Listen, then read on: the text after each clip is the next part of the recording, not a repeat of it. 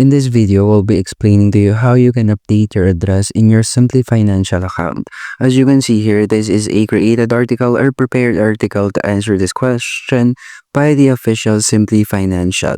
So first is you just need to log in into your account or sign into online banking. After signing into online banking, you need to select the more services that you will see from the left side menu of that screen.